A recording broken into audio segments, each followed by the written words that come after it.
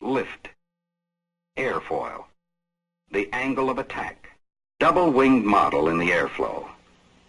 The action of the air between the wings will demonstrate a basic principle of aerodynamics.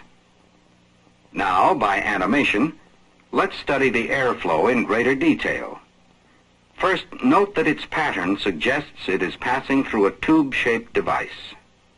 Next, notice that the entrance and exit of the device are the same size.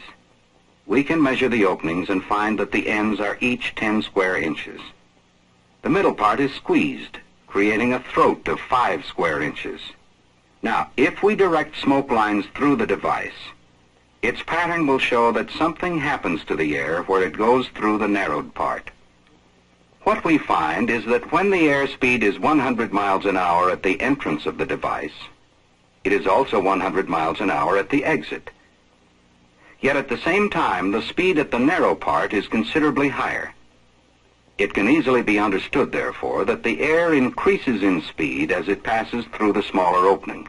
But the interesting thing is that in order for the air to go at the faster speed through the narrow part, something has to balance this change in velocity, this speed difference. What changes is the air pressure in the narrow part. This pressure is significantly lower than the pressure at either end.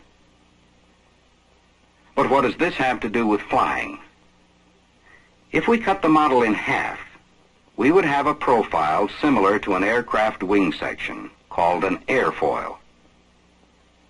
You can see how helpful it would be to lower the pressure over a wing. Why?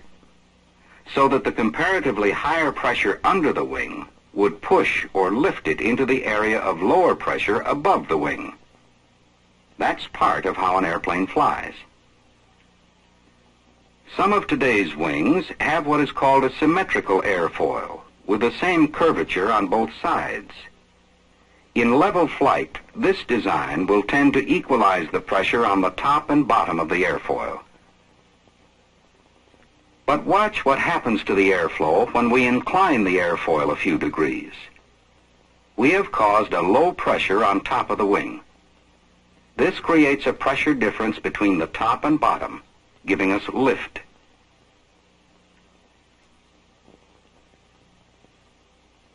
The airflow striking the fixed wing airfoil of an aircraft, or the aircraft itself, is called the relative wind. The direction of the relative wind is always opposite to and parallel with the flight path of the airplane. In level flight, therefore, the relative wind and the flight path are horizontal and parallel. The center line, or chord line of the airfoil, however, even in level flight, forms a small angle with the flight path. We call this angle the angle of attack.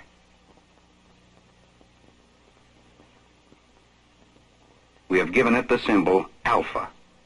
What happens when we increase the angle of attack? When we increase alpha, we increase the pressure difference. This creates more lift. But there's a limit on the lift. See what happens to our smooth flow when we increase the angle of attack further. This is where the stall begins. If the alpha angle is increased even more, lift will decrease rapidly until there is total stall, with a great loss of lift, and turbulence so great it may buffet the airfoil. As a pilot, you'll need a healthy respect for stall. The three aerodynamic principles we've just seen, lift, angle of attack, and stall, are so important we ought to put tags on them. This symbol might serve to remind us of the principle of lift. Lift is the flying principle that, as air is accelerated over an airfoil, it reduces pressure and thus overcomes weight. Let's tag angle of attack with an angle and the Greek letter alpha. As you recall, alpha is simply the angle formed between the relative wind and the chord line of the airfoil. But its importance is in the fact that even small variations affect the amount of lift.